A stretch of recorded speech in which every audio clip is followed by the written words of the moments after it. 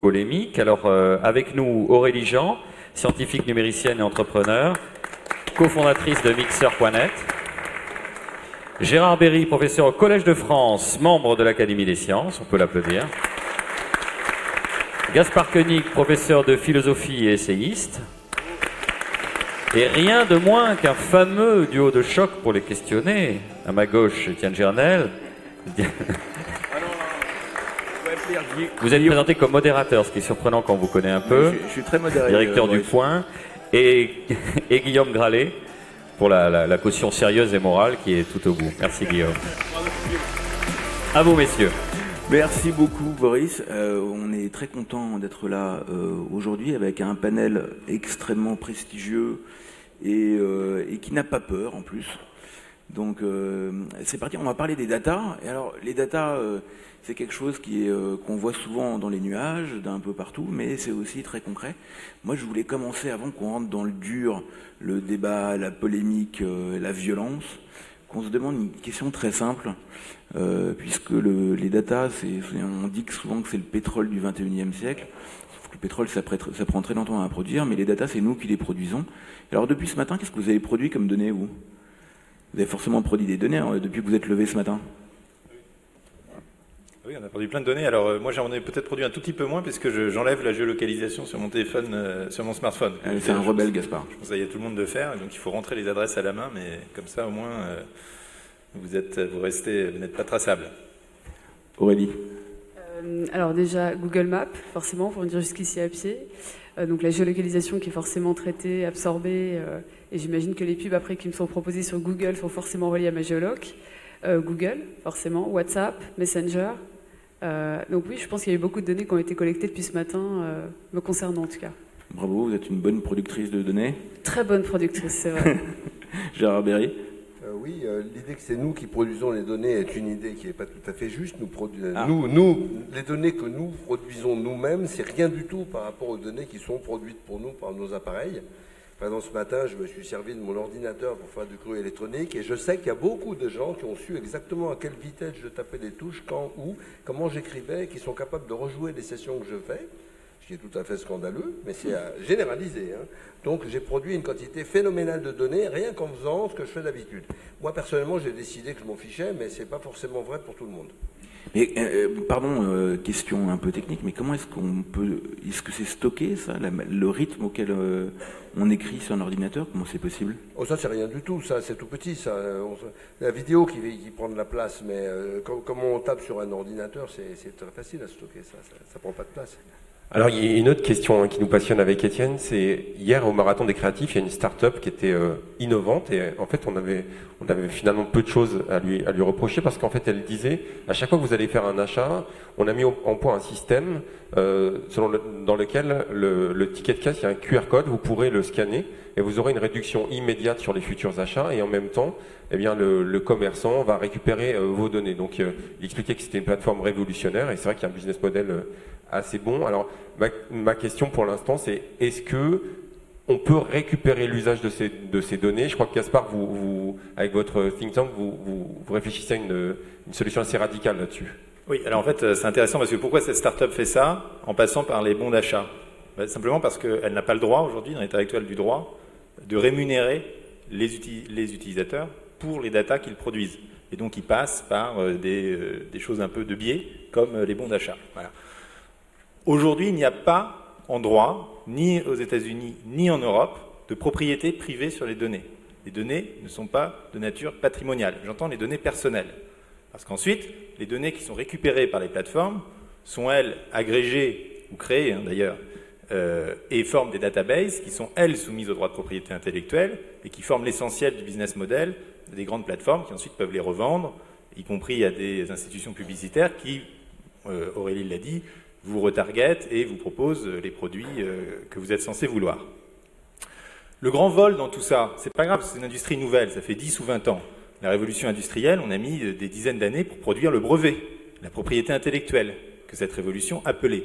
De même, je pense que la révolution numérique appelle la création d'un droit de propriété sur la data et sur la data personnelle. Parce qu'aujourd'hui, on dit que c'est le pétrole du XXIe siècle, mais le producteur de pétrole, le raffineur du pétrole, il se fait de l'argent avec la valeur ajoutée qu'il apporte, c'est normal. Mais le producteur primaire du pétrole, qui est vous et moi, n'êtes pas rémunéré. Vous n'êtes pas payé par Google, vous n'êtes pas payé par Facebook. Or, quand vous sortez de chez vous, vous fermez la porte de votre appartement. Si vous oubliez votre portefeuille dans un magasin, vous allez le chercher. Si quelqu'un l'a volé, vous allez porter plainte. Vous avez des objets qui sont à vous, que vous protégez. Pourquoi est-ce qu'il n'en serait pas de même des datas? Alors, on va me dire, oui, mais les datas vous offrent un service gratuit. Puisque, c'est ce que dit Tirole d'ailleurs dans son livre, quand vous utilisez Google, vous utilisez un service, donc si vous laissez vos datas, c'est un échange. Oui, mais c'est un échange très collectiviste, puisque c'est le même pour tous, quelle que soit la valeur des datas que vous apportez à Google, vous n'avez absolument pas le choix. Vous cliquez simplement sur des Terms and Conditions que vous ne comprenez pas. À titre d'exemple, les Terms and Conditions de PayPal sont plus longs que Hamlet, et beaucoup moins amusantes à lire. Et dans l'hypothèse même que vous les ayez lus, vous n'allez certainement pas les négocier. Et je ne sais pas si vous vous rappelez que récemment, il y avait eu un scandale il y a 1 an parce que Facebook avait modifié les posts que recevaient un certain nombre d'utilisateurs en leur donnant à voir des choses négatives. La conclusion de l'étude, c'était que quand les gens voyaient des messages négatifs, ils devenaient plus tristes. Bon, il ne fallait pas être un grand génie pour trouver ça. Donc les gens ont protesté, mais le plus intéressant et le plus scandaleux, c'est qu'en fait Facebook avait le droit de faire ça. Parce que dans les Terms and Conditions, que vous n'avez pas lu, vous laissez à Facebook le droit d'utiliser vos datas, y compris sur vous-même, pour toute fin de recherche qu'il juge nécessaire. Voilà. Donc face à ça, face à ce nouveau problème des communs, qui est que nos datas sont pillées, sont dans la nature. Évidemment, les gens s'en rendent compte, et il y a plusieurs grandes options de politique publique qui apparaissent, et qui, en fait, remettent au goût du jour les vieilles philosophies politiques qui ont quelque chose à dire sur ce problème des datas. Vous avez l'option communiste, qui est de nationaliser la donnée. Et elle est discutée, puisque quand Pierre Bélanger parle de souveraineté numérique, il a ça en tête. Il dit l'État, finalement, ramène toutes les données, les anonymise, et ensuite les redistribue. Vous avez l'option qui est aujourd'hui adoptée par les régulateurs européens, et aussi français, par la CNIL, par le prochain règlement GDPR, qui est un système de droits et d'obligations. On appelle le droit personnaliste. C'est-à-dire vous avez le droit de savoir quel algorithme a utilisé vos données bancaires, par exemple. Vous avez le droit à l'oubli. À l'inverse, les plateformes ont l'obligation de proposer des algorithmes qui ne prennent pas en compte votre historique de recherche, etc., etc. Ce sont des droits et obligations qui vont être extrêmement compliqués, qui vont judiciariser les processus, qui vont probablement freiner l'innovation et qui vont coûter énormément aux entreprises. Vous avez une troisième option, qui est celle, alors c'est pas moi qui la propose, c'est déjà Jaron Lanier aux États-Unis a beaucoup travaillé là-dessus, et le think tank que je dirige est en train de faire un rapport avec des gens qui s'y connaissent beaucoup. Génération libre. Génération libre pour comprendre comment économiquement, juridiquement, ça peut tenir la route. C'est de créer un droit de propriété sur la data qui fait que, via des intermédiaires qui se créeront, chacun peut vendre à ces plateformes ces datas selon un prix qui sera un prix de marché. C'est-à-dire qu'il vous dira, moi je abandonne toutes mes datas à Facebook par exemple.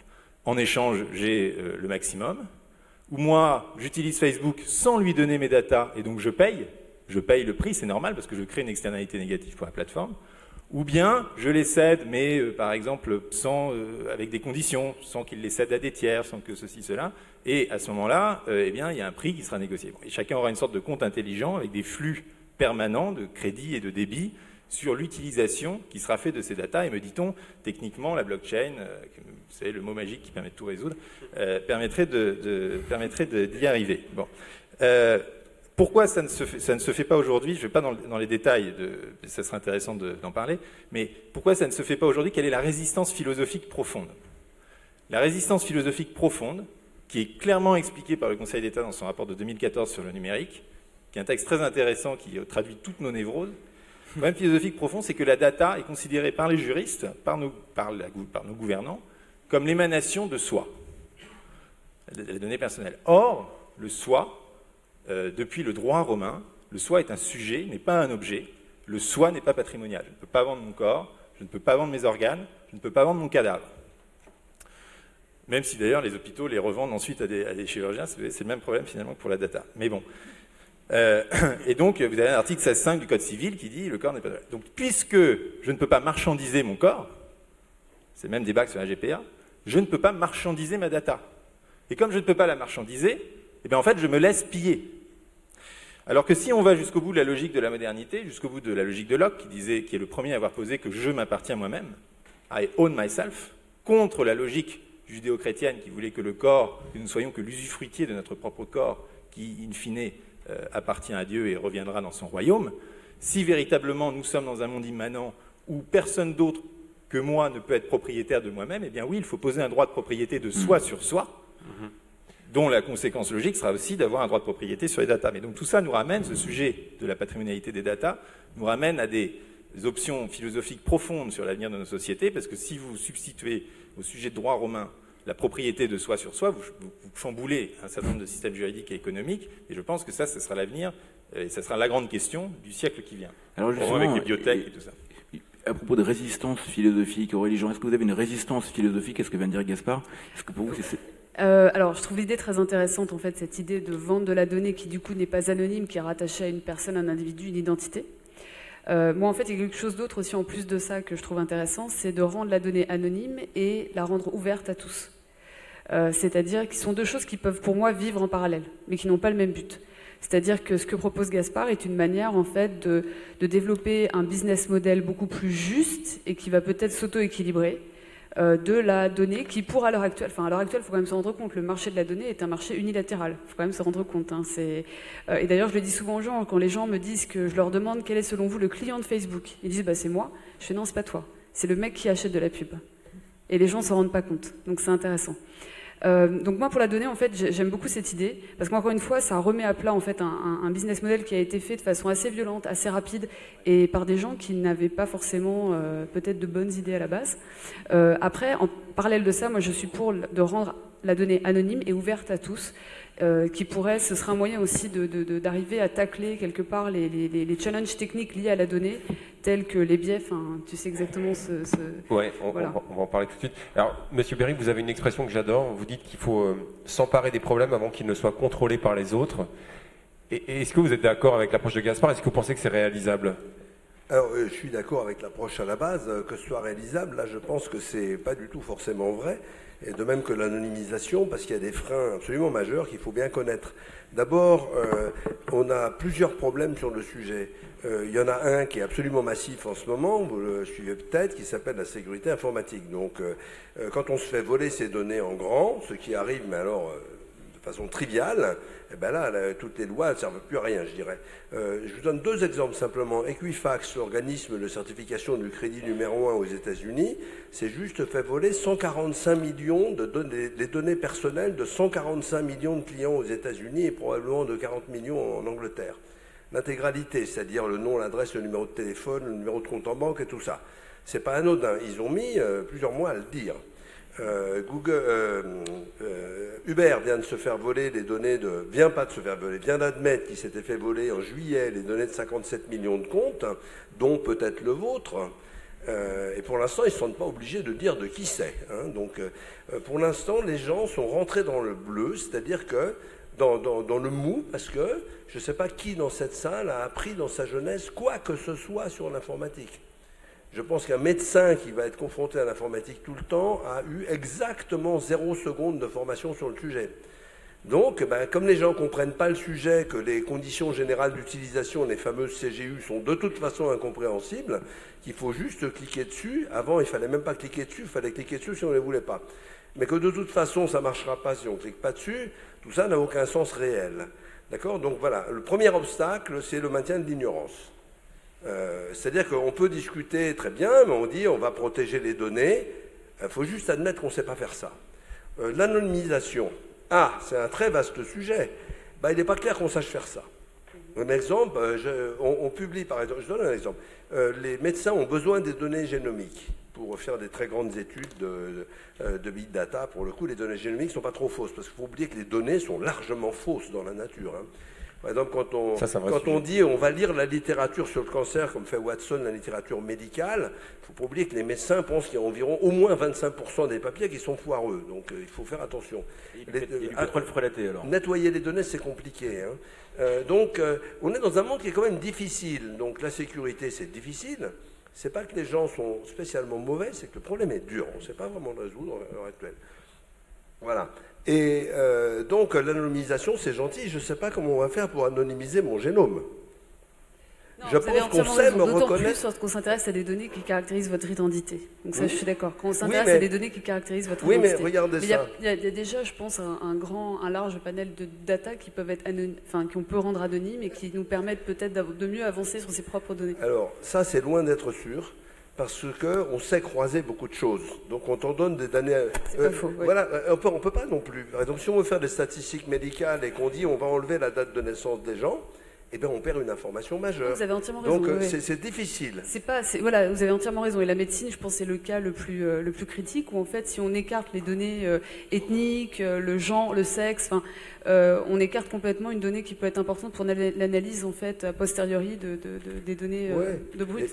Et puis, je pense qu'il n'est pas très dur à l'heure actuelle, mais c'est pas fait parce que les gens ne veulent pas le faire, de faire une application qui, quand on arrive sur un clavier quelconque, dit Who am I et qui répond Vous êtes Gérard Berry.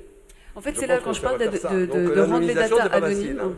Quand je parle de rendre les datas anonymes, c'est de ne pas affecter la donnée à une identité. C'est-à-dire, Gaspard, on peut connaître tes données, à savoir que tu es un homme de tel âge. Je ne dirai pas ton âge, je ne connais pas ton âge, je ne veux pas vexer personne. Il est jeune. Hein. Google le connaît. Telle nationalité, voilà, telle profession, mais ce ne sera pas Gaspard.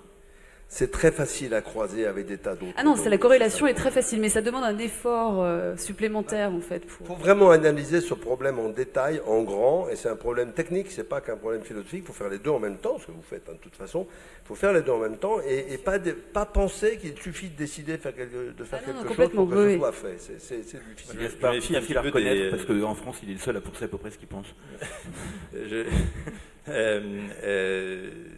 Sur le problème de l'ouverture des données, de l'open data, fut-il anonymisé, moi je reste extrêmement prudent, je me méfie énormément, notamment des algorithmes qui pour le coup sont classés secret défense, qui désormais, vous savez, c'est l'article 2 de la loi renseignement, filtre l'ensemble des métadatas qui émanent des opérateurs téléphoniques français. La NSA le faisait déjà pour les États-Unis depuis longtemps. Et donc aujourd'hui, vous avez quand même une mainmise extrêmement inquiétante du pouvoir central, des GAFA aussi, mais aussi du pouvoir politique sur l'ensemble de nos données. Et d'ailleurs, dans ce rapport du Conseil d'État que je mentionnais, il faisait l'hypothèse de la patrimonialité des datas, ce que je viens de vous dire. Donc, c'est pas du tout, c'est quelque chose qui est étudié. Et il disait, oui, mais quand même, ça c'est très embêtant s'il y avait la patrimonialité des données, parce que le fisc et la police devraient justifier l'utilisation qu'ils font des datas des utilisateurs. Et c'est ça qui est intéressant dans ce système de patrimonialité, c'est que si, pour des raisons d'intérêt général, santé, police, fisc, etc., vous voulez ouvrir les données, aujourd'hui, vous vous justifiez devant personne à peu près. Avec un système de propriété privée, vous devrez justifier de quoi? D'une expropriation ou d'une mise à disposition, qui est un sujet juridique qui existe, comme les lignes de train qui vont passer dans votre jardin parce que c'est d'intérêt général. Mais du coup, c'est le juge judiciaire qui pourra contrôler que cette expropriation est proportionnelle à l'intérêt général recherché.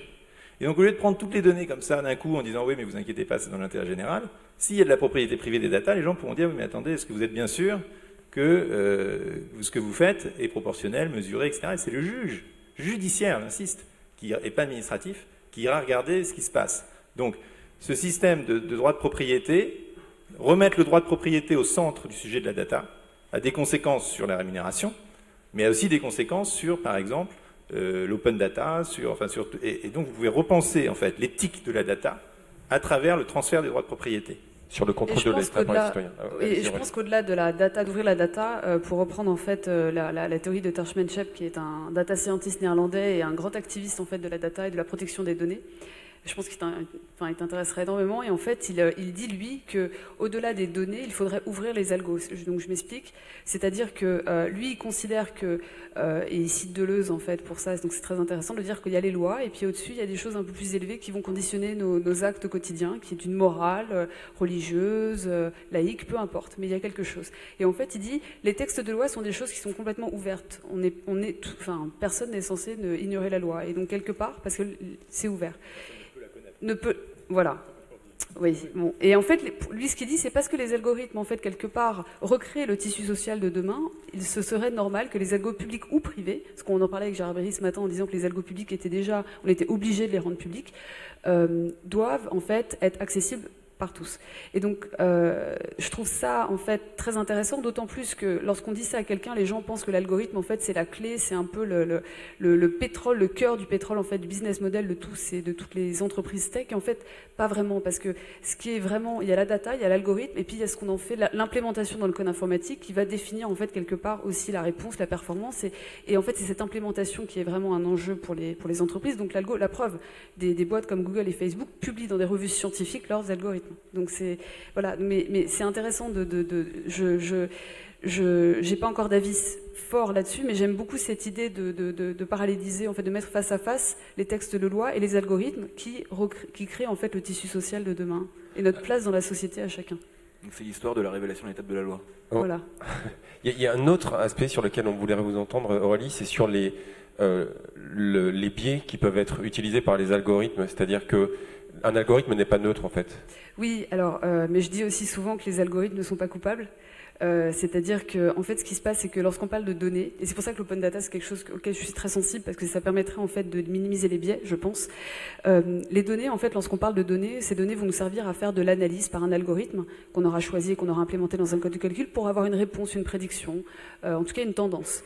Et ce qui se passe dans ces données, c'est qu'en fonction du type de données que vous allez choisir, vous allez sélectionner, vous allez sûrement avoir des réponses différentes. On parle d'échantillonnage, et en toute rigueur, lorsque vous faites un calcul, vous devez le faire sur plusieurs échantillons de tailles différentes avec de natures différentes pour pouvoir définir ce qu'on appelle la représentativité de l'échantillon et de pouvoir dire en fait, de faire un statement, de dire voilà, mon échantillon est représentatif, il n'y a pas de biais. Dans la réalité, c'est beaucoup plus compliqué que ça. Et l'intelligence artificielle, en plus de ça, va quelque part renforcer, est un amplificateur des conséquences en fait de ces biais pour la simple et bonne raison que l'on va développer des algorithmes qui vont être entraînés sur des données. Donc en fait, le biais initial des données va renforcer en fait ce que j'appelle la discrimination technologique à la fin du produit, en sachant que certains utilisateurs vont être écartés de l'utilisation d'un produit parce que leur data n'aura pas été considérée en entrée. Et donc l'open data, c'est quelque chose qui m'intéresse beaucoup pour ça, parce que je pense, j'espère en tout cas que, parce que ça n'a pas été testé complètement encore, hein, que en fait en ouvrant les données, ça veut dire qu'on aura beaucoup moins de contrôle sur la source. Les gens pourront mettre leurs données, n'importe qui. Et on a aussi cette grande question en fait de confrontation à l'aveugle, de benchmark, où en fait les gens vont pouvoir aller prendre des données, les tester eux-mêmes. Les chercheurs le font, et il y a eu un test très très intéressant dans la ville de New York pour ça, où en fait la ville de New York a une énorme plateforme d'open data où les gens vont mettre leurs données et les gens vont chercher des données pour les traiter, les analyser, et on a vu des incohérences, on a vu des biais, des incohérences, des mauvais fonctionnements dans la ville de New York grâce à ça. Donc je crois beaucoup en fait à l'ouverture pour minimiser les biais et donc minimiser les discriminations technologiques. Oui, mais le problème c'est où est-ce que tu places le curseur de considérer que cette data est d'intérêt général ou non. Parce que c'est ça qui est compliqué. Parce que le problème de tous ces algorithmes, c'est que finalement tu peux dire que tout est d'intérêt général. Parce que par exemple réduire la consommation d'électricité globale, c'est d'intérêt général. Donc est-ce que ça justifie que j'ai obligatoirement, j'insiste, un compteur Linky dans ma maison qui fait que je suis lié au réseau en permanence, qu'on sait en permanence quelle est ma consommation d'électricité. C'est optimal pour le bien-être du groupe, mais c'est complètement intrusif. Et en fait, quand tu dis ça, moi je dis beaucoup en fait que tous les scientifiques et tous les développeurs ont pendant très longtemps fonctionné de façon logique. C'est-à-dire qu'on essaie d'avoir un raisonnement logique sur ce qu'on fait. Et je pense qu'on va tendre vers un fonctionnement analogique, où on va devoir fonctionner par comparaison, on va devoir s'ouvrir pour justement exactement ce dont tu parles là. Les scientifiques, les développeurs doivent se poser ces questions. Et ça va être un long processus, on est dans une vraie transformation de la discipline elle-même, hein, de la manière dont on la réfléchit et dont on l'appréhende. Gérard Berry qui voulait réagir. Je crois que la publication des données et des algorithmes, c'est un sujet important, mais il ne faut pas se leurrer, il y a des gradations. Par exemple, les algorithmes de l'État doivent être publiés, c'est officiel. Alors des fois, il y a de la résistance pour APB, le fameux algorithme APB. Il a fallu le tribunal administratif pour faire ça. Mais l'algorithme n'est pas tout. D'abord, il y a trois choses. On utilise des mots beaucoup trop faibles. Par exemple, on parle de data sans algorithme, ça n'existe pas. Hein. Ça fait rien, la data sans algorithme. Les données, pardon, sans algorithme. Vous avez raison. Ça fait rien. Donc, la donnée, souvent, on la connaît pas bien. Souvent, elle n'est pas propre en plus. C'est compliqué à nettoyer. Mais les algorithmes eux-mêmes, il y a trois cas. Il y a ceux qui sont publiés. Il y en a beaucoup qui sont publiés, y compris par les GAFA. Hein. Il y a ceux qui sont complètement secrets, et il y a ceux, c'est-à-dire privés, à des sociétés, puis il y a les intermédiaires. Les intermédiaires sont intéressants. Par exemple, les algorithmes qui font voler des avions sont certifiés. Moi, je le sais parce que nous, on fabrique les outils pour faire ces algorithmes. Sont certifiés, ça veut dire que les avions d'Airbus, c'est pas seulement Airbus qui décide qu'ils sont aptes à voler. C'est des organismes de certification internationaux avec des méthodes très strictes qui peuvent être bien améliorées scientifiquement, mais qui sont très strictes. Et il y a peut-être des ingénieurs de Boeing qui vont vérifier les avions d'Airbus. C'est pas pour ça que c'est privé, mais c'est très bien analysé. C'est pas pour ça que c'est public, mais c'est très bien analysé, etc. Donc il y a des gradations. Et sur la sécurité, c'est un peu pareil. Il y a des algorithmes de sécurité dans le monde. Et les gens disent même les algorithmes open ouverts sont bien meilleurs en sécurité. La réponse c'est pas forcément vrai. C'est pas forcément vrai. On a trouvé des bugs absolument massifs dans des algorithmes de Linux tout à fait publics qui ont déjà été scrutés. Le sujet est super dur, c'est ça qu'il faut comprendre. Il ne suffit pas de décider pour y arriver. Donc il faut trouver des bons moyens et des bons termes. Par exemple, un cas qui me déplaît profondément, et là j'en ai plein, si vous lisez mon bouquin, vous allez voir des pages de bugs absolument toxiques dans les automobiles, et le grand combat des constructeurs d'automobiles, c'est de faire qu'il n'ait pas de certification. Et en fait, je pense que Renault, Peugeot et tout ça n'ont pas d'idée de ce qu'il y a dans leur propre voiture.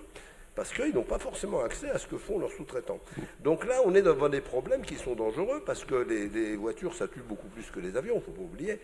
Mais que là, désolé, l'informatique n'est pas de bonne qualité, et personne ne s'en occupe. Mais les pacemakers, je vous en cite un quand même pour voir, les pacemakers ont été analysés par une boîte de sécurité aux États-Unis. Pacemakers, c'est pas rien. Ils ont pris des pacemakers des quatre plus grands fabricants américains, ils les ont regardés de près, ils ont trouvé qu'il était très facile de pirater des pacemakers. Plus précisément que chaque pacemaker a des milliers de trous de sécurité. C'est pas tout à fait rien, connus d'ailleurs à peu près tous. Et les fabricants ont dit mais c'est pas possible pour n'importe qui de le faire parce que la machine pour le faire, il n'y a que les médecins qui l'ont. Donc les autres ont répondu on les a achetés sur eBay.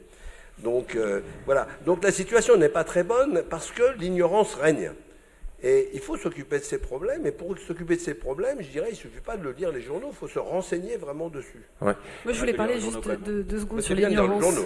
C'est quelque chose qui me touche quand vous parlez d'ignorance, ça me touche beaucoup parce qu'en fait, je crois que tout le monde doit comprendre en fait un minimum ce qui se passe et comprendre les tenants et les aboutissants. Par la passerelle, pour moi, c'est de comprendre la technologie, d'avoir une plus grande culture scientifique là-dessus. Et je pense que c'est quelque chose qui devient de plus en plus critique. C'est-à-dire qu'on doit devenir ce que j'appelle des utilisateurs éclairés des technologies. On ne doit pas seulement utiliser une technologie de façon aveugle, parce qu'on doit se rendre compte en fait de comment ça fonctionne, des biais, bien évidemment. Et ça, vraiment, pour moi, c'est quelque chose de profond si on veut aussi également avancer et que tout le monde puisse faire avancer le débat sociétal sur ces sujets. C'est ce qu'on appelle en bon français la digital literacy. Alors, il y a le débat sur ce qu'il faut rendre public ou non, il agite au cœur même des GAFA. En fait, j'étais assez surpris. À l'intérieur même de Facebook, il y a une vraie querelle quasiment idéologique entre Yann Lequin, donc le grand chercheur universitaire qui s'occupe de l'intelligence artificielle, un Français qui est basé à New York, et qui lui rend la quasi-totalité de ses recherches disponibles sur Archive, et puis une personne comme Regina Dugan, qui était embauchée par Facebook et qui vient de la DARPA, et qui, elle, ne rend rien disponible, rien public. La DARPA, Guillaume, on précise, c'est le département de recherche de l'armée. Voilà, de l'armée américaine. Ouais. Voilà, donc c'est vraiment très intéressant, parce que c'est un débat qui nous agite. Je voulais juste reposer une question à Gaspard sur... Si on arrive à reprendre le contrôle de nos données, cette fameuse propriété, est-ce qu'il n'y aura pas une dichotomie entre les données des riches et les données des pauvres? C'est-à-dire, est-ce qu'il n'y aura pas une inégalité par rapport à tout ça? Est-ce qu'il n'y a que les riches qui vont garder leurs données et les pauvres les vont? Oui, non, ça sera des arbitrages de consommation. Donc effectivement, si vous voulez payer, vous devrez payer pour votre vie privée, ça c'est clair, pour garder votre vie privée. Ensuite, c'est un arbitrage de consommation de savoir si oui ou non on est prêt à payer. Et ensuite, savoir si les revenus sont également distribués dans la population, c'est une autre question qui n'a rien à voir avec notre sujet.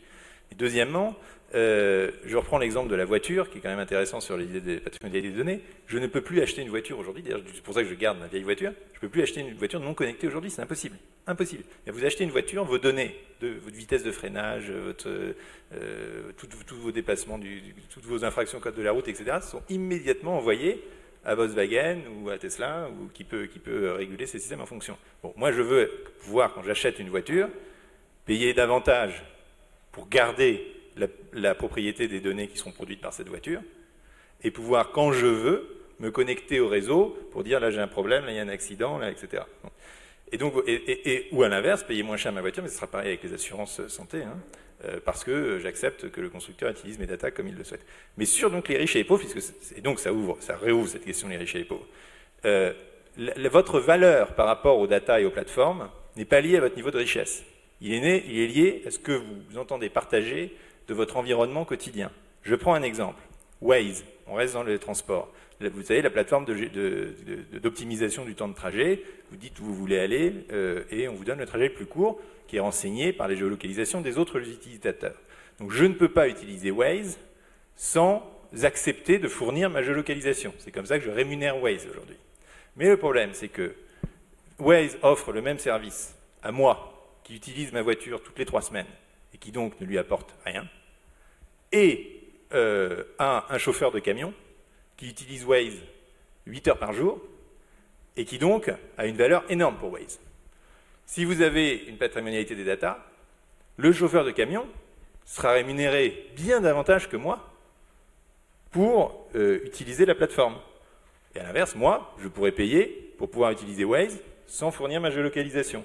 Donc chacun pourra arbitrer ses choix, mais encore une fois, notre valeur correspond à l'environnement dans lequel on est et à l'intérêt de cet environnement pour telle ou telle plateforme, mais pas du tout forcément à notre niveau de vie, à notre catégorie socio-professionnelle. La question, c'est est-ce qu'on a le niveau? C'est-à-dire que moi, si on me demandait ce matin, là, arbitre entre ce que tu veux donner et pas te donner, je suis pas sûr d'en être capable. Oui, mais aujourd'hui, aujourd'hui, tu cliques sur des conditions d'utilisation que là, personne n'est capable de lire. Ça ne peut pas être pire, déjà. Et deuxièmement, je pense que quand il y aura un peu d'argent en jeu, je m'excuse d'être cynique, l'éducation va se faire beaucoup plus vite.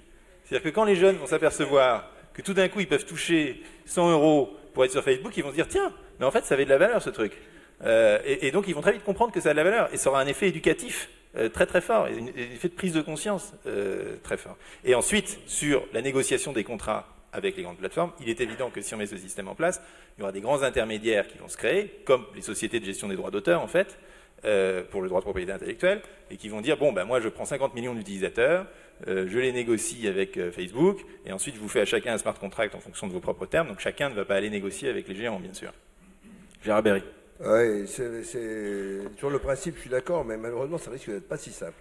D'abord parce que j'aimerais bien savoir qui, dans cette salle ou ailleurs, a conscience de ce qui se passe. C'est-à-dire, par exemple, Gaspard, il dit, moi, je veux pas une voiture connectée. Alors, c'est pas de chance parce que son téléphone fait déjà ça. Il n'y a pas besoin de la voiture pour savoir comment il conduit, le téléphone fait déjà ça. Donc, achetez pas un Android parce que Android, quand vous ouvrez le GPS sur quelqu'un, vous l'ouvrez sur toutes les applications, donc n'importe qui peut lire. Par ailleurs, comment un juge va-t-il savoir qui fait quoi? Alors ça va être assez dur, parce que déjà, qu'un juge comprenne un code, ça c'est pas fait. Il y a déjà pas mal de... Est-ce qu'il y a un juge dans la salle? Il y a déjà pas mal de cas. Moi, j'ai participé à des cas, c'est assez rigolo, mais c'est extrêmement compliqué. D'autre part, le code, il change tout le temps. On n'arrête pas de vous faire des mises à jour. Donc, vous savez même pas quelle version vous aviez du code quand vous faisiez le machin. Donc, ça va être extrêmement compliqué à identifier qui fait quoi quand. Par exemple, quand je dis que là, maintenant, on a un peu les infos, mettons, il y a une 60aine de sites qui regardent comment vous tapez sur votre clavier, qu'est-ce que vous tapez, et qui sont capables de faire des replays. Moi, à l'heure actuelle, j'ai pas le moyen de savoir qui c'est. Okay? Et on n'a pas la techno pour savoir qui c'est. Donc, la chose, entre ce qu'on a envie de faire, avec lequel je suis totalement d'accord, et le fait qu'on va y arriver, avec des gens qui sont invérifiables, des codes qui viennent de pays dans lesquels on n'a aucun droit, qui changent tout le temps, ça va être difficile. Je comprends, mais je pense qu'il faut aussi, en fait, peut-être entrer dans cette phase d'expérimentation, même à petite échelle d'ailleurs. Hein. Par exemple, c'est marrant parce que quand on parle de... Dans l'histoire de l'humanité, à chaque fois qu'on a parlé de vendre quelque chose, on parlait aussi systématiquement en premier des dérives mercantiles, par exemple. Je pense que tu dois l'entendre très fréquemment, c'est... Non? Ah bon? C'est étrange. Et donc, moi j'aime bien cette idée de tester à petite échelle, de voir ce qui se passe, et peut-être de scaler tout en adaptant le modèle en cours de route, si ça marche. Une très bonne idée, c'est les gens qui, à l'heure actuelle, s'engagent à ne pas distribuer les données. Comme le moteur Quant, par exemple. Quant s'engage, et sérieusement, et donne les moyens de le vérifier, qui ne publie pas les données. Ça, c'est bien. Et je pense qu'il faut vraiment soutenir ce genre d'action, parce que là, on ne dépend pas de gens qui ne disent pas ce qu'ils font. Oui, moi, j'utilise DuckDuckGo, par exemple. Mais d'ailleurs, toute cette prise de conscience est venue un peu grâce à toi, Étienne, puisque je fais des reportages pour Le Point, et qu'un de ces reportages, c'était d'aller voir les hackers à Berlin. Et les hackers, ils font ce qu'ils appellent des crypto-parties. Donc c'est hackers éthiques, hein, les hackers gentils. Et sur tout le monde. Et donc les crypto-parties, ils vous annoncent 2 heures avant que ça aura lieu dans l'arrière-salle d'un restaurant polonais dans Berlin-Est. On va là. Tout d'un coup, il y a 15 ordinateurs très sophistiqués. On arrive et les hackers nous prennent en main en fonction de votre niveau d'éducation pour vous protéger. Vous donnez des outils pour vous protéger. Alors moi, quand je suis arrivé, il y a un hacker. Je suis assis avec un hacker, donc c'est comme ça, c'est complètement libre. Et il m'a dit, dessine-moi Internet. C'est comme le Petit Prince. Et bon, donc c'est drôle. Donc j'ai essayé de dessiner. Il m'a dit, c'est pas ça. Donc il m'a expliqué. Et puis après, en 1 heure, il m'a enlevé la localisation, mis un petit autocollant sur mon ordinateur parce que n'importe qui peut actionner la caméra à tout moment, comme vous savez. Installer Tor, qui est un moteur de recherche. C'est pas du tout le dark web. Tor, c'est un moteur de recherche qui vous permet d'accéder au site classique, mais sans dévoiler votre adresse IP, en tout cas en compliquant le chemin. Il m'a installé un VPN pour. Voilà. Donc en 1 heure, j'avais déjà des outils de protection que je pense 99%, dont 99% de la population n'a pas. Et j'utilise DuckDuckGo comme moteur de recherche. Donc 99% de la population ou par exemple Telegram ou Signal au lieu de WhatsApp. Bon. Donc c'est important déjà de le faire chacun. Et je voulais signaler qu'il existe quand même déjà justement des outils qui commencent justement à tester la patrimonialité de la data. C'est l'idée de la start-up que vous avez reçue hier. Il y a aussi quelque chose qui est assez amusant qui s'appelle, vous pouvez le charger sur votre Facebook, le Facebook Data Valuation Tool, qui est en fait une espèce de petite application qui vous dit qui calcule en temps réel les profits que fait Facebook avec les posts que vous envoyez. Donc vous envoyez un post avec des images et il calcule l'argent que touche Facebook. Parce que Facebook, si vous divisez les revenus publicitaires de Facebook par nombre d'utilisateurs, c'est $10 par personne et par an. C'est-à-dire que finalement, pour $10, ça voudrait dire qu'il faudrait faire des analyses de marché plus précises. Ça veut dire que grosso modo, le prix de ce que vous donnez à Facebook, c'est $10. En fait, ça vaut beaucoup plus que ça. C'est pour ça que Facebook fait des profits gigantesques. Alors qu'à l'inverse, vous devriez pouvoir payer $10 à Facebook pour l'utiliser sans qu'il retraite vos données. Et en fait, ça a des conséquences morales aussi sur les biais.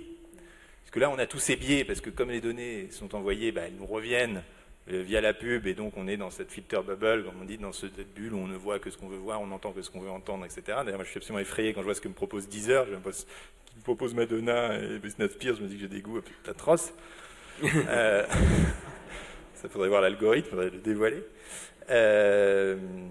Et donc cet effet de filter bubble, de bulle, de filtre, si vous commencez à avoir un marché de la data, va se dissiper et la pub va sortir du centre de business model, qui de toute façon est dans l'intérêt de cette plateforme, puisque maintenant de plus en plus les gens utilisent des adblockers et la pub ne marche plus, puisque la pub est devenue quelque chose de répulsif. Donc ils vont bien devoir réinventer un modèle, et quoi de plus simple que de revenir finalement à un marché classique, bilatéral, où il y aura un utilisateur qui paiera pour un service. Ouais, c'est super intéressant. Et effectivement, la démarche d'arrêter d'être le produit de ces services en échange de la gratuité, tout le monde, je pense, ici est d'accord. Moi, j'avais une question pour vous, Gaspard, c'est est-ce que vous avez déjà commencé à parler aux GAFA? Et est-ce que vous n'anticipez pas une énorme réaction de leur part quand on voit l'armée de lobbyistes qui sont à Bruxelles, par exemple? C'est pas pour rien d'ailleurs que le Danemark a nommé un ambassadeur spécialement pour parler aux GAFA, au nom du gouvernement danois. Et est-ce que tu ne crois pas qu'ils vont... En fait, donc d'abord, on attend la publication du rapport pour vraiment aller les voir, parce que pour le moment, on ne peut pas parler grand-chose. Je sais que Microsoft est très ouvert sur le sujet, mais Microsoft n'est pas tout à fait dans la situation de Facebook ou Google, mais enfin, on voit qu'ils sont ouverts. Et en fait, je pense qu'ils vont être de plus en plus ouverts au sujet pour une raison très simple, c'est que, puisqu'on n'a pas la patrimonialité, on a le GDPR, le règlement européen, qui veut protéger les données des utilisateurs, mais ça, c'est donc avec une norme pour tout le monde.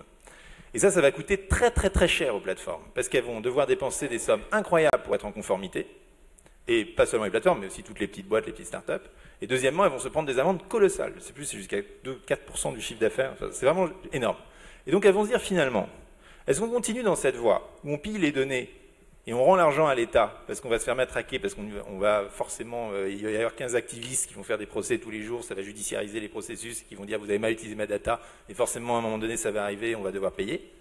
Ou est-ce que finalement on n'a pas plutôt intérêt à négocier ça directement avec les utilisateurs, quitte à perdre un peu d'argent, à acheter leur data, et ensuite une fois que la data est achetée dans le respect des termes contractuels, c'est là qu'effectivement le travail du juge peut être compliqué, mais enfin voilà, là j'en fais ce que je veux, à partir du moment où je respecte les termes du contrat. Donc je pense qu'en fait, à terme, ils peuvent y trouver un intérêt. Dans la vente de la donnée aussi, il y a quelque chose dont il faut avoir conscience, c'est la durée. C'est-à-dire que la data, c'est quelque chose qui est bien évidemment intangible et qui peut rester sur des temps infinis. Et donc, il y a aussi cette question de combien de temps pendant combien de temps la data est utilisée, pour combien de temps on la vend, si on la vend. Parce que c'est quelque chose, par exemple, qui est très peu abordé. Que devient la data? Est-ce qu'elle est effacée à un moment donné? Est-ce qu'on réalloue la mémoire? Est-ce qu'elle est mortelle, Gérard Berry? Oui, voilà. Est-ce que nos datas sont mortelles? Il y a un vrai problème pour le droit à l'oubli, c'est que comme toutes les fermes de calcul, j'aime bien le mot ferme, on utilise toujours les vocabulaires agricoles, hein, on dit sur le champ, à tout bout de champ, et ferme de calcul où on élève des ordinateurs. Mais les fermes de calcul ont les tonnes de sauvegarde sur des bandes magnétiques, et je ne sais pas très bien ce que veut dire oublier. C'est pas une notion qui est très facilement définissable. Bon, mais c'est une notion qui est importante. Et même techniquement, c'est périssable ou pas? La donnée n'est pas effacée par exemple, complètement. Si vous mettez une photo dans Facebook et que vous voulez l'enlever, ça va être assez dur parce qu'elle a peut-être déjà été extraite par 100 000 personnes. Non, puis même ça reste la propriété de Facebook. Après, même si quand on l'efface, ça reste la propriété de Facebook. Non, ça reste une propriété, ça reste la propriété des deux. Hein. Facebook n'est pas le seul propriétaire. Par ailleurs, qui réalise que dans la photo qu'il a mise sur Facebook, il y a marqué exactement à quelle heure il était exactement où? D'accord? Est-ce que les gens savent ça? C'est pas du tout évident pour moi. Donc il y a quand même déjà, on peut pas traiter de ces problèmes sans commencer par essayer de les comprendre. On n'a pas encore commencé à essayer de les comprendre. Oui, mais je parle pas de lui, hein, je parle de la population. Parce que les gens se disent, moi j'y comprends rien. Ben moi j'y comprends rien. Je vais vous donner, j'ai écrit un petit article pour les Échos qui était rigolo. Vous savez, il y a les hôpitaux anglais se sont fait crypter leurs données, le rançonnage. Okay. Alors moi j'étais à Londres en mars et il y a un des grands hôpitaux de Londres qui a été obligé d'enlever tous ses patients de l'hôpital, enlever tous ses patients, y compris ceux qui sont dans des états infernaux. Pourquoi? Parce qu'il s'était fait tout crypter. Bon, il tourne sur Windows XP, il faut être con, mais c'est comme ça. Je vous signale quand même que la police londonienne vient de décider de passer de Windows XP à Windows Vista. Ça, c'est exceptionnel. Donc ça montre que l'ignorance est quand même assez répandue. Comme disait Jean Villard, la culture coûte cher, essayez donc l'ignorance. Hein. On est dans des domaines, et là, toutes les données de l'hôpital avaient disparu, donc ils ne pouvaient plus rien faire. Donc ils se sont fait attaquer en grand, aux États-Unis aussi. Saint-Gobain a perdu 300 millions d'euros sur cette attaque WannaCry. C'est pas tout à fait rien. Donc c'est même pas sûr qu'on sache se protéger vraiment. C'est-à-dire que le monde est plus dur que simplement ce qu'on pense. Moi, j'ai décidé que c'était pas grave que ce que je faisais, mais je suis dans le public, donc ce que je faisais était plus loin public. Mais pardon, je pense que tout le monde ne prend pas cette décision. Pardon, Gérard Berry, mais techniquement, parce que une donnée, elle n'est pas dans le nuage n'existe pas. Derrière, il y a toujours un serveur. Donc il y a du hardware, il y a du matériel, il y a un morceau de plastique, de bande magnétique, je ne sais pas. Est-ce que ces données-là vont être stockées ad vitam aeternam? Est-ce que ça risque pas de coûter trop cher? Est-ce que ça se dégrade? Est-ce que concrètement, si dans 10 ans, ma petite amie me demande, arrive à retrouver où j'étais tel jour, grâce à mes comptubeurs, elle peut encore me dire, oula, t'étais avec qui là? C'est difficile à savoir parce que les données se dégradent, mais on peut faire avec l'information quelque chose qu'on ne peut pas du tout faire avec la matière, c'est la repliquer gratuitement à l'infini. Si vous imaginez que vos données sont dans une ferme de calcul, vous ne savez pas ce que c'est qu'une ferme de calcul. Parce que dans une ferme de calcul, il y a des milliers d'ordinateurs qui tombent en panne tous les jours. Oui, et ça n'a aucune importance. Et l'obsolescence des programmes, des langages, le remplacement, parce que finalement, les données qu'on a sur nos vieux ordinateurs, moi j'avais Windows 95 bêta. Oui, j'ai eu un mal fou à récupérer les données sur mon vieux ordinateur. Oui, mais à l'époque, on ne faisait même pas les specs, mais maintenant, une donnée JPEG, on sait exactement ce que c'est, on saura la relire dans arbitrairement longtemps. Parce que le JPEG, c'est totalement connu. À l'époque, on ne savait même pas en quoi ils étaient codés. Hein, donc, mais tu vois, dans ce que vous dites, en fait, Étienne, c'est intéressant parce que, par exemple, ça, en termes d'ignorance, et je ne dis pas que vous êtes ignorant. Ah ben moi je le dis, j'ai aucun problème avec ça, c'est même mon métier, je suis journaliste. Ce que je dis, c'est que par exemple, de savoir par exemple comment la donnée est stockée.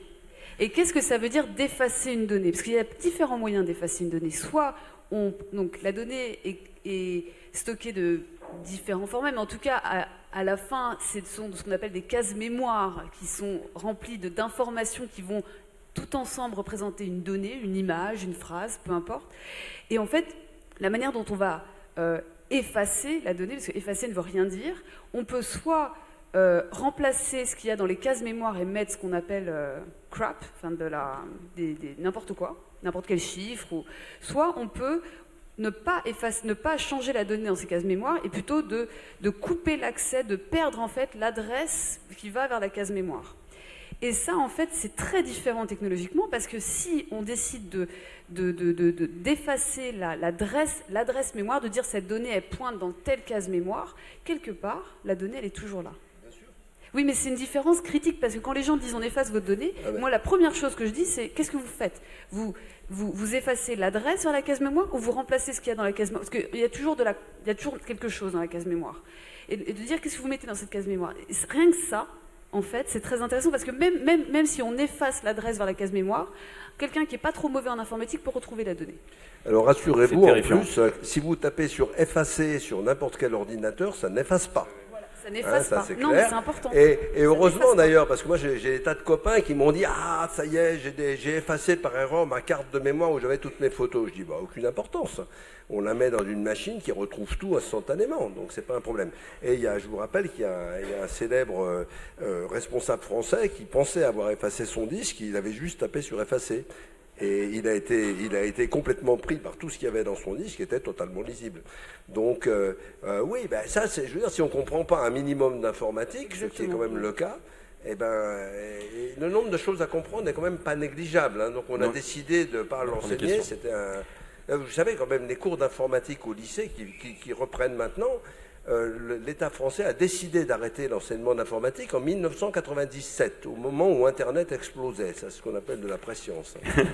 Alors, on va donner la parole au public. Est-ce que vous avez des questions pour nous je vois, il y a un jeune étudiant là, spécialiste des grands singes, voilà, Pascal Pic. Bien, merci. Alors c'est très bien, on parle des GAFA et tout ça. J'aimerais bien quand même, parce que je suis moi aussi assez ignorant, mais je lis quand même la presse. Et quand on lit dans le Courrier International que M. Jack Ma, qui est celui qui dirige Alibaba, donc un des 3 géants chinois, dans les débats en France, on ne parle que des GAFA, on ne parle jamais des géants chinois. M. Jack Ma, en plein 19e congrès du Parti communiste, a dit grâce aux data et aux algorithmes, on va pouvoir réaliser le projet du Parti communiste. Donc les BATS, c'est-à-dire qu'on a les 3 géants chinois plus les autres Xiaomi, c'est Confucius, et Confucius, c'est pas la tarte à la crème libertarienne de la Californie. En plus de ça, l'équivalent de l'ARCEP, aux États-Unis, vient de prendre une décision, effectivement, sur le contrôle des données. Vous connaissez ça mieux que moi. Mais il y a des enjeux quand même de démocratie absolument énormes. Tu as raison, Gérard, de dire qu'on peut avoir un fichier, mais en fonction de vos comportements, vos déplacements, de votre voiture, de toute façon, on vous retrouve immédiatement. Ça, c'est immédiat. Donc voilà la question qui se pose aujourd'hui, c'est nos démocraties. C'est qu'en effet, tout internaute chinois aujourd'hui est complètement identifié, noté, répertorié. C'est la première chose. Et la deuxième chose, c'est qu'aujourd'hui, une élection démocratique, c'est-à-dire au suffrage universel, se gagne dans la capacité d'avoir les bonnes datas et d'aller chercher les données et les personnes qu'on va solliciter, donc épouiller dans mon garçon de grand singe. C'est-à-dire qu'aujourd'hui, nos élections se gagnent sur quelques milliers ou dizaines de milliers de datas. Et ça, je suis effaré que ces enjeux, qui sont quand même des acquis de notre histoire récents et difficiles à maintenir, soient très peu évoqués dans la presse, et même notamment par rapport à M. Jack Ma, quand même, qui nous dit cela. Moi, je voulais juste répondre oui, par rapport à la Californiens et les libertariens ont été interpellés, donc c'est vous deux. J'ai envie d'écouter Gaspard là-dessus, justement. Mais donc, juste pour dire une chose importante, parce que ce que vous dites est très intéressant, c'est les menaces sur la démocratie. C'est-à-dire quelque chose qui n'est pas du tout, qui est un peu abordé, mais pas suffisamment dans mon sens, c'est de dire en fait que les grands géants de la data ont des chiffres d'affaires qui sont de l'ordre de budget étatique. Ce sont des gens puissants, des institutions puissantes. Et là encore, hier, j'étais dans la rue et je vois sur la une d'un magazine dont je ne citerai pas le nom, puisque ce n'est pas le point, qui avait en titre Mark Zuckerberg, le prochain président des États-Unis. Je ne sais pas si j'ai envie d'avoir Mark Zuckerberg comme président, parce que j'habite aux États-Unis, donc je ne sais pas. Voilà, mais c'est une question intéressante parce qu'ils ont une influence de plus en plus forte. Et en fait, et je suis productrice d'algo et de data. Enfin, ce que je veux dire, c'est que je suis dans leur côté au sens position technologique. Mais c'est vrai que. Zuckerberg a dit on a décidé de ne pas intervenir dans l'élection en Allemagne. On a décidé, ça veut dire que dans d'autres cas, ils l'ont fait, oui. Oui, non, mais c'est intéressant, mais en fait, c'est ce que je dis aux gens. Je dis, regardez ces géants, encore une fois, moi, je suis frappée, ils ont des chiffres d'affaires qui sont de l'ordre d'un budget étatique. Enfin, réfléchissez à ça, c'est intéressant. Alors, juste en 2 mots, sur la Chine, complètement d'accord. J'avais été en Chine interviewer une sorte de dissident ils savaient tout, ce que je faisais, où j'étais, enfin, on peut absolument rien cacher. D'ailleurs, on n'a pas accès à Twitter, on n'a pas accès à... c'est absolument terrifiant. C'est pour ça d'ailleurs que quand notre William montrait son drone, William Elong, voilà, montrait son drone tout à l'heure, lui, il parlait des applications sympathiques hein, pour aller chercher les victimes. Enfin, imaginez ce drone dans les mains du gouvernement chinois, qui sera de toute façon très bientôt, et il peut continuer à augmenter ses moyens de contrôle de la population, à tel point que, vous savez ce qu'ils sont en train d'expérimenter en Chine, c'est un système de notation sociale, alors ça c'est le pire du pire du pire, qui amalgame toutes vos notes. C'est-à-dire que quoi que vous fassiez, quand, si vous faites la cuisine à vos amis, ils vous notent, si vous avez des bonnes notes à la fac, vous avez une note, etc. Toutes ces notes sont agrégées, et vous font une notation sociale. Et cette notation sociale vous permet d'avoir des crédits à la banque, de demander des visas, etc. Donc ça, c'est vraiment le socialisme pur. Donc la Chine est en train de construire effectivement un régime complètement communiste avec les outils numériques, qui ne sont pas en soi des outils démocratiques. Après, sur la question de Zuckerberg, des trafics des élections et tout ça, j'ai pas un avis très déterminé, mais j'ai tendance à dire que s'il y a ces problèmes, c'est aussi parce que les démocraties représentatives, de toute façon, ne sont plus du tout faites pour l'âge numérique. Que élire des représentants, c'est aussi fou que d'avoir des magasins où on va acheter ses provisions au lieu de les commander sur Amazon. C'est-à-dire que l'idée d'intermédiation, elle est contestée dans tous les secteurs, dans les commerces, dans les services, dans la connaissance. Donc évidemment, elle va être contestée sur le plan politique. Continuer à élire des présidents et des députés, je pense, n'a plus tellement de sens et ne correspond plus à la manière dont les gens vivent, y compris leur participation à la vie publique. Et il y a des nouvelles formes qui sont en train d'être pensées. La démocratie liquide en est une, avec des blockchains comme d'habitude, qui permettent de reconstruire l'imaginaire démocratique avec le numérique. Mais de toute façon, la tension là, elle est trop grande entre les systèmes représentatifs classiques et la fluidité numérique, pour indépendamment même du problème du hacking, des trolls et tout ça, pour que les deux puissent cohabiter très longtemps. Ouais, moi je pense que c'est effectivement très important. On a à évaluer en fait un rapport coût-bénéfice. C'est toujours comme ça, parce que l'informatique fait des choses absolument fantastiques, pas que les données. Il faut comprendre que le big data à l'heure actuelle en informatique, c'est tout petit par rapport au reste. Il ne faut pas oublier. Je vous rappelle 80 milliards de microprocesseurs par an produits, moins de 2 milliards dans les ordinateurs et les téléphones. Donc le reste, c'est 78 milliards. Bon, c'est vraiment très intéressant. Il y a deux références pour moi vraiment intéressantes à lire. C'est Le temps des algorithmes de Serge Abitboul et Gilles Dowek, qui est un livre très intéressant, qui discute beaucoup de ça, et Terra Nova, qui est un livre aussi de Serge Abitboul et Valérie Peugeot, qui est tout récent, qui parle, lui, des données et de beaucoup de ces problèmes. Il en parle de façon très mesurée, c'est-à-dire en comprenant bien les risques, les avantages, les inconvénients et tout. Donc les deux trucs dangereux, c'est de croire, comme Silicon Valley, que c'est miraculeux, puis de croire que ça déconne. Non, il faut être entre les deux. Et de toute façon, on va vivre avec. Je veux dire, vous pouvez décider ce que vous voulez, c'est pas ça qui fera quelque chose. Sur la démocratie, dans Le temps des algorithmes, il dit un truc très intéressant. Si on parle en termes d'information, combien de bits un homme fabrique-t-il pour la démocratie? Eh ben, en gros, il y a une élection tous les ans à peu près. On va choisir entre quelques candidats. En gros, c'est entre 1 et 2 bits par an, la contribution d'un citoyen à la démocratie. Il y a sûrement des idées pour faire mieux. Et ça, c'est vraiment important. Mais, encore une fois, si on reste collectivement dans l'ignorance, c'est-à-dire que là, on cause autour d'eux, et c'est pour ça, moi j'explique toujours, c'est pour ça que les gens ont changé le mot informatique en mot numérique. Pourquoi? Parce que les gens ne savaient pas ce que voulait dire informatique, mais en changeant le mot, ils sont tous devenus compétents. D'accord? Et maintenant, c'est intelligence artificielle. C'est plus numérique, c'est fini, intelligence artificielle. Donc, changer le mot permet d'éviter de rentrer dans le sujet. Mais il faut rentrer dans le sujet. Alors, une autre question. Une autre question. Il y a pas mal de questions là derrière.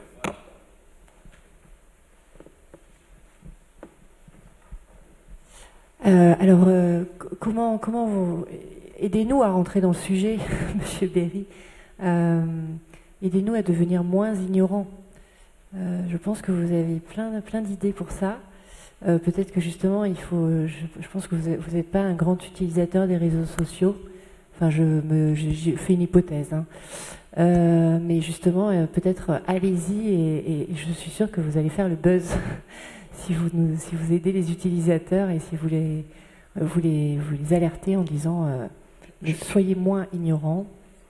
Et vous faites des petits formats, effectivement, parce qu'on sait que personne ne lit les clauses. Voilà, moi j'ai essayé un jour, ça prend énormément de temps. Qui a le temps aujourd'hui? Voilà. Et je pense que vous avez plein de solutions et donnez. Je pense que c'est une très bonne question, on essaye. Alors il se trouve qu'il y a eu un gros défaut des informaticiens français, c'est qu'ils n'ont pas parlé au public. Les astronomes parlent au public, les physiciens parlent au public, les informaticiens étaient dans leur monde et tout. Donc on essaye. Bon, les 3 livres dont je vous ai parlé, ils essayent exactement de faire ça.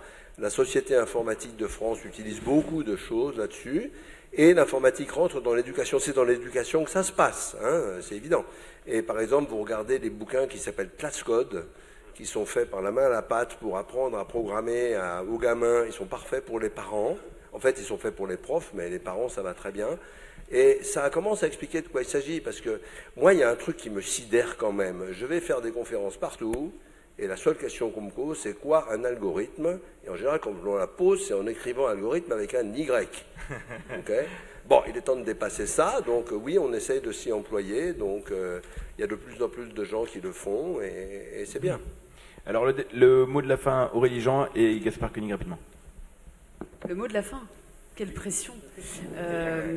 Moi, pour finir sur ce que disait Gérard Berry, je pense qu'il y a quelque chose à retenir en fait aujourd'hui, c'est de s'éclairer davantage sur cette technologie. Par exemple, un algorithme, c'est un excellent exemple.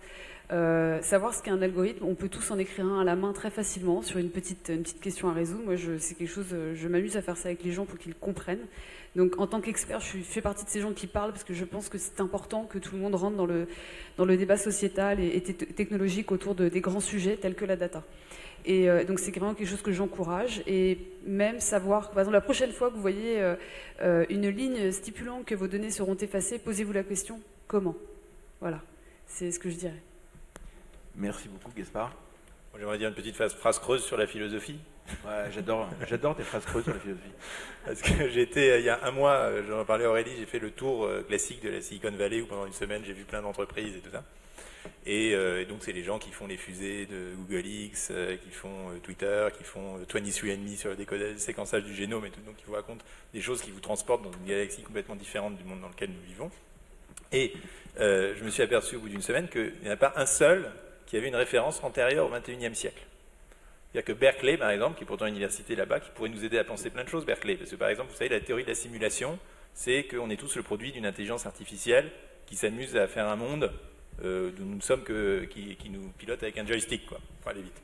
Bon, en fait, cette théorie de la simulation, elle existe déjà chez le philosophe Berkeley, sauf que pour lui, l'intelligence artificielle s'appelle Dieu.